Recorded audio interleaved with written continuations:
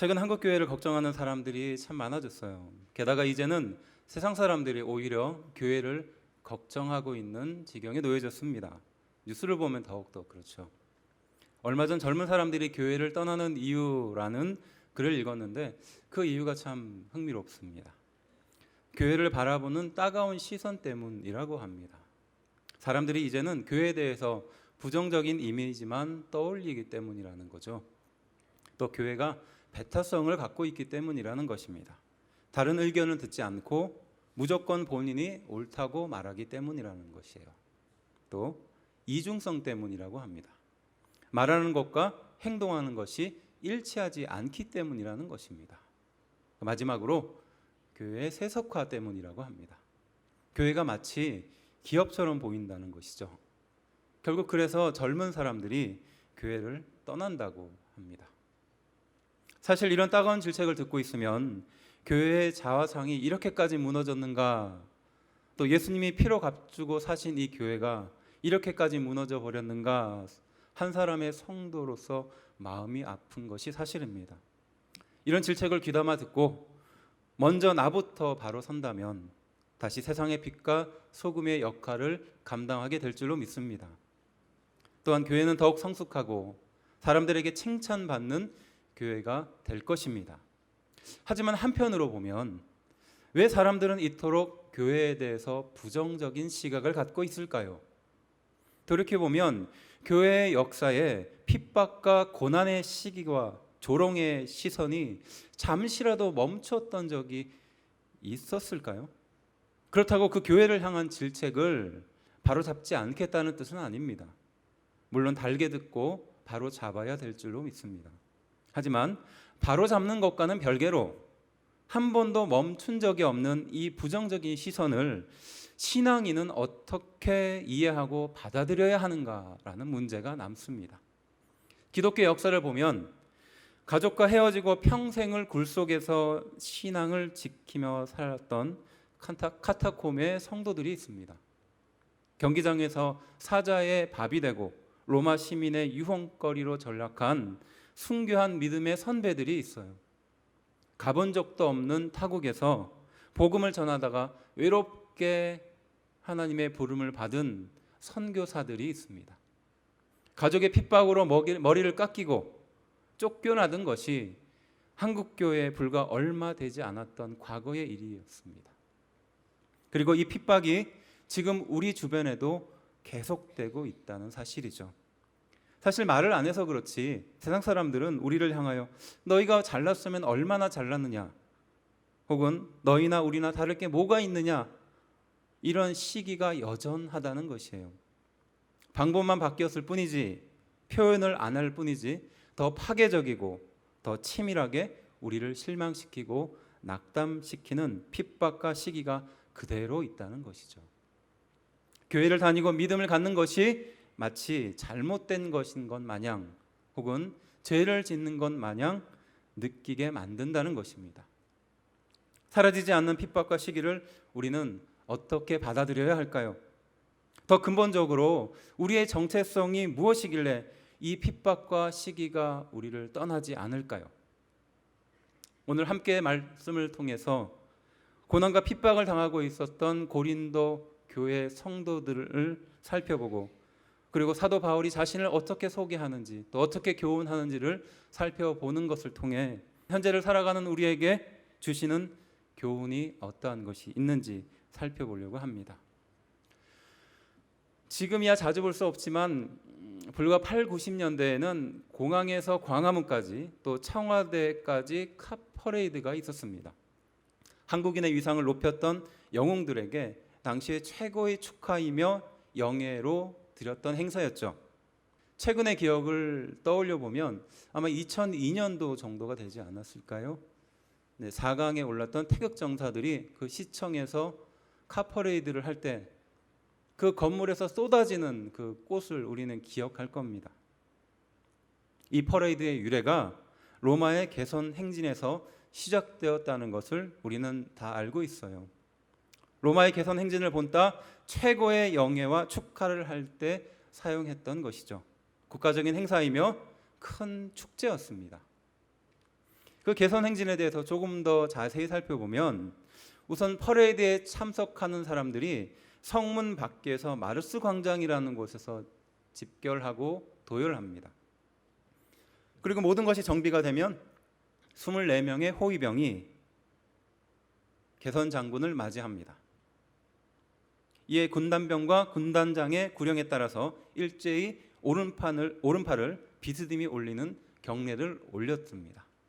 이것을 무솔리니와 히틀러가 따라했던 것이에요. 이렇게 개선 장군의 도착과 동시에 퍼레이드가 시작되었습니다. 원로원 의원과 정부의 관리가 그 행렬의 맨 앞에 서게 돼요. 그리고 그 뒤로는 악대가 따릅니다. 전리품을 가득 실은 마차가 그 뒤에 행렬에 이어집니다.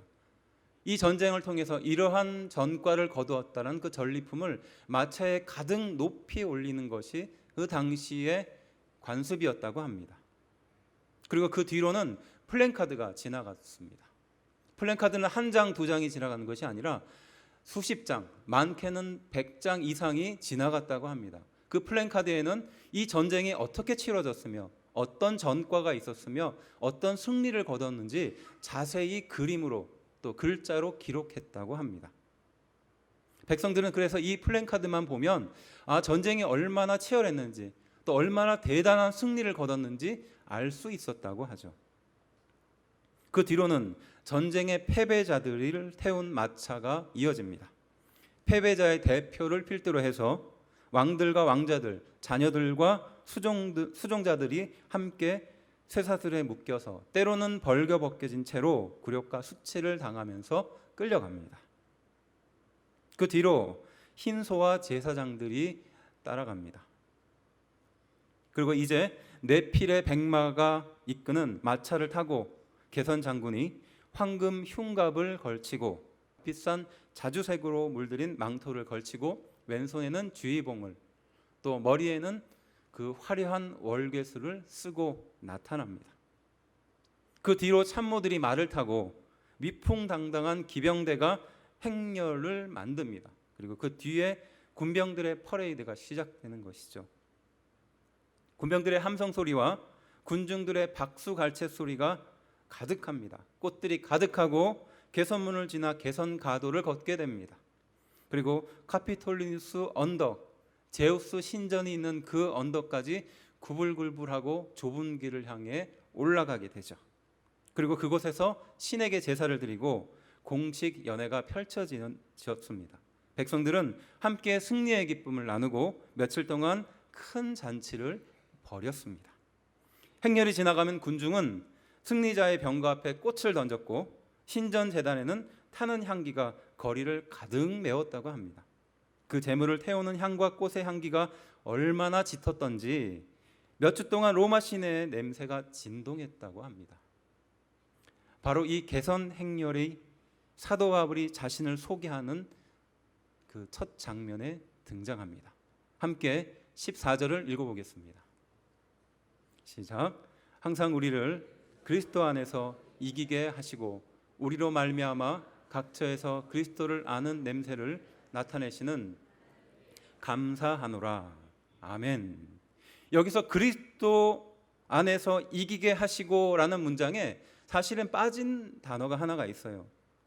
그것이 바로 함께 보았던 개선 행진입니다. 그래서 새번역은 이 구절을 이렇게 번역을 했어요. 새번역, 그리스도의 개선 행렬에 언제나 우리를 참가시키시고, 이게 이 문장의 속뜻이라는 것이죠.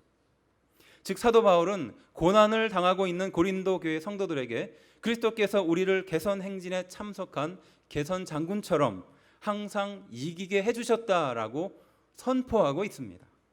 왜 이렇게 말하고 있을까요? 왜 이렇게 표현했을까요? 지금도 그렇지만 전쟁이라는 것은 뭐 하루 이틀에 끝나는 것이 아니지 않습니까? 길게 하면 뭐 몇 달, 몇 년, 수십 년을 걸쳐서 전쟁을 하게끔 되어 있어요.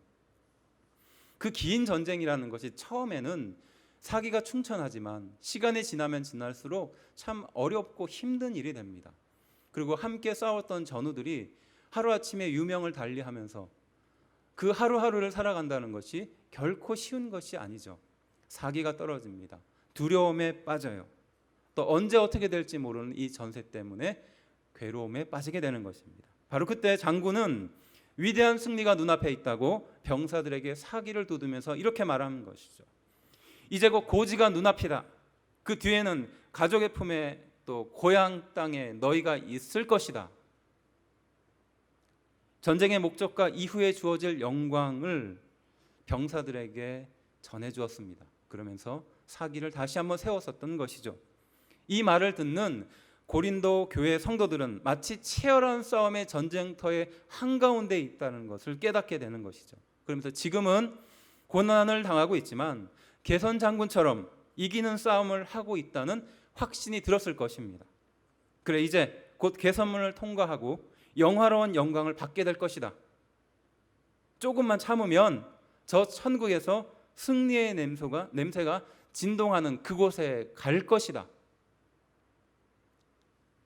사도 바울은 고난으로 인해 힘겨워하고 현실의 문제로 고통당하고 외면당하고 조롱당하는 성도들에게 좌절하지 말고 이제 곧 승리의 개선문은 예수님과 함께 걸어갈 승리가 가까이 왔다라고 선포하고 있는 줄로 믿습니다. 승리의 냄새가 로마에 가득하듯 천국에 가득하다라고 선포하고 있는 장면이죠. 이것이 사도 바울이 고린도 교회 성도들을 향하여 알려주고 싶었던 성도의 정체성이었습니다. 우리 성도의 정체성은 패배가 아니라 승리이다. 이렇게 말하고 있었습니다. 계속해서 본문 15절을 읽어보겠습니다. 시작. 우리는 구원받는 자들에게나 망하는 자들에게나 하나님 앞에서 그리스도의 향기니. 아멘. 우리의 신앙생활에 결국 승리하게 될 것이며 영광의 개선문을 지나게 될 것이라고 선포했던 바울은 15절에 자신을 소개하면서 하나님 앞에서 그리스도의 향기라고 말하고 있어요. 앞절 14절에는 그리스도의 냄새라고 했는데, 냄새라는 단어를 사용했는데 15절에 들어와서 갑자기 자신을 그리스도의 향기라고 표현하고 있습니다. 왜 이렇게 말했을까요? 분명히 이렇게 바꾸어 말한 데는 이유가 있습니다. 여기에서 향기라는 단어는 제사의 희생제물에서 사용되었을 때 그 제사의 한 방법 중에 하나였다는 것이죠. 번제를 말하는 것입니다. 번제는 무엇입니까? 구약시대의 가장 핵심이고 중요한 제사였어요. 어느 제사에도 빠지지 않는 가장 핵심이 되는 제사였습니다. 그래서 번제는 제사의 희생물들을 가지고 와서 안수하고 제단 북쪽에서 잡습니다. 신속하게 죽여서 피를 제단 위에 뿌립니다. 그리고 가죽을 벗기고 나머지 모든 것들을 그대로 제단에 올려서 아낌없이 태워드립니다. 그래서 이 제사를 다른 말로 위로 올라가는 제사, 제물의 향기가 하나님께 상달되는 제사, 그래서 번제는 여호와께 향기로운 냄새다라고 레위기 1장 9절은 말씀하고 있습니다. 하나님 앞에 그리스도의 향기다라고 자신을 소개했던 바울은 자신을 사실은 번제의 제물이라고 소개하고 있는 장면이죠. 이렇게 자기를 소개하는 중요한 이유가 있었던 것이에요. 이 번제의 의미 두 가지가 있었기 때문입니다. 그 첫 번째가 이 번제는 인간의 죄를 돌이키고 완전한 헌신과 포기를 의미했었다는 것이었어요. 그래서 아브라함이 이삭을 드릴 때 하나님이 아브라함에게 내 아들 이삭, 그 귀한 아들을 나에게 드리라라고 했을 때 아브라함이 준비했던 제사가 바로 번제였었습니다. 내가 하나님의 명령을 그대로 순종하고 전적으로 헌신하겠습니다라는 뜻으로 번제를 준비했거든요. 그리고 모세가 그 아론과 그의 아들들에게 자신이 치루었던 그 제사의 방법을 그대로 전달할 때 바로 이 번제의 방법으로 일주일 그 하루의 첫 시간을 번제로 드렸습니다. 그래서 하나님이 기뻐 받으시는 향기란 우리가 죽을 때, 우리의 죄가 죽을 때를 말하는 것입니다. 그래서 완전한 포기와 완전한 헌신이 있어야 되는 제사죠. 그래서 로마서 12장 1절은 이것을 이렇게 표현합니다. 그러므로 형제들아, 내가 하나님의 모든 자비하심으로 너희를 권하노니 너희 몸을 하나님이 기뻐하시는 거룩한 산 제물로 드리라. 이는 너희가 드릴 영적 예배니라. 여기서 말하고 있는 거룩한 산 제물로 드리라는 말이 바로 함께 읽은 이 번제의 의미와 맞닿아 있다는 것이죠. 내가 죽어야, 내가 온전히 헌신하고 내가 포기해야 된다라는 의미가 담겨져 있던 것입니다. 두 번째 번제의 의미는 재물을 잡는 사람과 밀접하게 연관되어 있어요. 우리는 이렇게 생각할 수 있습니다. 재물을 가지고 오면 그 재물을 제사장이 다 준비를 해서 온전히 태워드리고 그 재물을 지켜보면서 나의 죄가 온전히 사해졌구나 이렇게 생각할 수 있어요. 하지만 이 번제만큼은 그러지 않았습니다. 재물을 가지고 왔었던 그 사람이 직접 그 재물을 잡았어요. 직접 그 재물의 각을 떴습니다. 그 재물의 살갗을 벗겼어요. 왜 이렇게 했을까요? 이것은 죄의 처절함과 짐승의 희생이 곧 나의 죄 때문이라는 것을 깨닫게 하기 위해서라는 것이죠. 그 동물을 자기 손으로 직접 잡으면서 이 동물이 이렇게 죽는 것은 나의 죄 때문이구나, 이것을 번제를 드릴 때마다 상기시켜주기 위해서라는 것입니다. 그래서 히브리서 10장 3절은 제사의 의미를 이렇게 말하고 있어요. 그러나 이 제사들에는 해마다 죄를 기억하게 하는 것이 있나니. 그래서 사도 바울은 자신의 삶이 마치 번제단 위의 제물처럼 죄로 인해 온전히 죽게 될 희생 제물과 같은 삶을 살고 있다고 고백했던 것입니다. 지금까지는 내 편의와 내 안정과 영화를 위해 살았다면 이제는 더 이상 그렇게 살지 않겠다는 결단과 전적인 헌신과 희생으로 살겠다는 결단을 말하고 있었던 것이죠. 그리고 죄로 죽을 수밖에 없는 내 모습을 보며 번제단 위에 잡힌 재물처럼 매일매일 죽을 수밖에 없는 인생이라는 심정을 담아서 그리스도의 향기다라고 고백하고 있었던 것입니다. 또한 이렇게 번제물로 드려지지만 이 죽음으로 수많은 생명을 살리는 희생 제물로 내 인생이 사용될 것이다 라고 고백하는 것입니다. 개선 행진이 끝나고 제물로 드려지듯이 자신의 삶이 그렇게 드려질 것이다 라고 고백하고 있었습니다. 또한 이 편지를 읽고 있는 고린도 후서의 성도들에게 너희 또한 이렇게 온전한 헌신과 결단의 삶을 살아야 한다라고 촉구하고 있는 말인 줄로 믿습니다. 비록 지금의 현실이 받아들이기 어렵고 힘들고 괴롭겠지만 헌신하고 결단하는 성도의 삶을 살고 그리스도의 향기를 드러내는 삶을 살라고 말씀하였다는 것입니다. 우리가 예수님의 능력을 의지하고 죄를 죽이고 하나님의 뜻대로 사는 성도의 삶을 사는 것을 말하는 것입니다. 재물과 같은 삶을 살아야 한다라고 충고하고 있는 줄로 믿습니다. 마지막으로 16절을 함께 읽어보겠습니다. 시작. 이 사람에게는 사망으로부터 사망에 이르는 냄새요 저 사람에게는 생명으로부터 생명에 이르는 냄새라. 누가 이 일을 감당하리요. 아멘. 당시 개선 행진을 묘사한 이런 글이 있습니다. 향이 피어오르면서 나는 향기가 신전과 거리 전체에 퍼지면서 향내가 진동하였다. 신께 드리는 제단에서 타는 향의 냄새와 각종 꽃들로 로마 시대에 살고 있었던 모든 사람들은 그것을 알고 있었으며 가득했다라는 것을 표현하는 구절이죠. 생각해보면 치열한 전쟁을 치르고 있는 병사의 입장에서 1년, 2년, 5년, 10년의 긴 전쟁을 치르다가 마침내 승리하고 그 기쁨을 가득 안고 고향으로 돌아오는 발걸음을 걷고 있는 것이에요. 저 멀리에 로마 도시가 보이기 시작합니다. 바로 저기에 내가 사랑하는 아내와 내 자녀가 있으며 내 부모님이 있으며 나를 축복해주는 내가 태어난 그 땅이 있는 곳에 거의 도착한 것이에요. 저 멀리 보이는 로마 시내를 바라보며 큰 기쁨에 젖어 있는 것입니다. 그때 바람을 따라서 그 향기가 코끝을 찌르는 것이죠.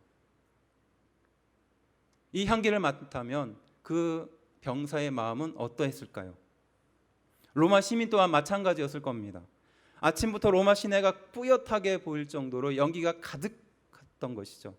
그렇다면 로마 시민들은 이제 곧 개선식이 시작될 것이라는 것을 직감적으로 알 수 있게 되었습니다. 그 말은 잃어버렸던 남편과 잃어버렸던 아들이 이제 승리의 개선 장군으로 돌아올 것이다라는 기쁨에 젖어들었다는 것이죠. 이 향기로운 냄새는 승리를 거둔 군인들과 로마 시민에게는 승리와 영예와 부와 안정된 생활을 상징하는 냄새였습니다. 하지만 행렬이 끝나고 차용되거나 노예로 살아야 되는 포로들에게는 죽음과 절망의 냄새였다는 것이죠. 즉, 이 사람에게는 사망의 냄새요, 저 사람에게는 생명의 냄새입니다. 아무리 아름다운 꽃향기라 할지라도 그 향기 뒤에 죽음이 기다리고 있다면 그것은 사망의 냄새인 것입니다. 그래서 구원받지 못한 우리에겐, 지금 구원받는 우리에겐 지금 당하는 고난과 어려움은 결국 승리의 냄새이며, 구원받지 못할 사람들에게는 아름다운 꽃향기도 결국 죽음과 멸망에 이르는 냄새가 되는 것입니다. 그래서 신앙생활은 지금은 비록 사망의 권세에 놓여 있지만, 또 실패와 좌절 속에서 걷고 있는 것 같지만, 예수 그리스도를 통해 승리의 상황으로 역전시켜 주실 것을 믿는 것입니다. 똑같은 냄새도 이 사람에게는 사망의 냄새요, 저 사람에게는 생명의 냄새인 것처럼 현실이 쉽지 않고 고단하지만 결국 이 냄새는 우리에게는 승리의 냄새요, 영광의 냄새다라고 강조하고 있습니다. 세상 사람들은 몰라주어도 우리 주님은 잘 알고 계십니다. 지금 세상 속에서 고난과 시기를 당하고 있지만 결국 이 모든 것을 바르게 판단해 주실 주님이 우리 앞에서 영광의 제물을 준비하며 기다리고 계신다는 사실입니다. 로마 시내를 가득 메우고 있는 승리의 냄새, 제우스 신에게 드릴 제물의 냄새는 지금 세상 사람들과 같은 바로 승리의 냄새일 것입니다. 성공과 번영, 미래를 보장해주는 냄새지만 결국 사망과 죽음에 이르는 냄새입니다. 그래서 세상 죄를 지고 가는 어린 양처럼 끌려가고 매맞고 소외당하고 있는 예수님의 길을 따라가는 성도는 이 냄새가 죽음의 냄새라는 것을 잘 알고 있습니다. 하지만 세상 사람들에게 패배의 냄새는 사실 우리에게는 승리의 냄새요, 영광의 냄새입니다. 순교와 헌신을 각오한 믿음의 길 뒤에 주어지는 영광의 냄새인 줄로 믿습니다. 그래서 이 귀하고 영광스러운 일을 누가 감당할 수 있겠는가라고 16절은 되물어보고 있다는 것이죠. 예수님께서 우리의 죄를 대신 지시고 사해 주신 것도 모자라 이 귀한 복음, 영광스러운 복음을 전할 수 있게 해주셨습니다. 그리고 승리하게 하시고 이기게 해주셨습니다. 또한 승리의 개선 행진으로 우리 인생의 마지막을 영광과 칭찬으로 장식해 주실 것입니다. 인생의 마지막이 여기서 끝이 아니라 천국 앞에서, 예수님 앞에서 끝나게 될 것이며, 그때 모든 것을 판별받고 재판받게 될 것이다. 그래서 디모데후서 4장 8절은 이렇게 우리에게 교훈하고 있습니다. 이제 후로는 나를 위하여 의의 면류관이 예비되었으므로 주 곧 의로우신 재판장이 그날에 내게 주실 것이며, 내게만 아니라 주의 나타나심을 사모하는 모든 자에게 도니라. 아멘. 우리가 이 개선 행진에 참여할 수 있는 것은 예수님 때문인 줄로 믿습니다. 예수님께서 십자가로 세상을 이겼기 때문입니다. 사단과 세상의 악한 권세들이 십자가에서 굴복했기 때문인 줄로 믿습니다. 그리고 예수님께서 우리를 위하여 죽으셨기 때문입니다. 우리의 죄에 대해 희생제물로 돌아가셨기 때문입니다. 그래서 우리는 보혈의 공로로 값없이 의롭게 되었습니다. 그리고 십자가의 복음을 우리에게 전해주셨기 때문입니다. 그래서 골로새서 2장 15절은 이렇게 우리에게 교훈하고 있습니다. 통치자들과 권세들을 무력화하여 드러내어 구경거리로 삼으시고 십자가로 그들을 이기셨느니라. 우리는 세상 사람들에게 실패와 좌절의 인생처럼 보일 수 있습니다. 그래서 늘 시기와 질투의 대상이 될 수도 있습니다. 하지만 이 험한 싸움을 마치고 승리의 행진에 우리를 불러주시고 영광스러운 자리로 천국의 개선문을 통과하게 해주실 것을 확신합니다.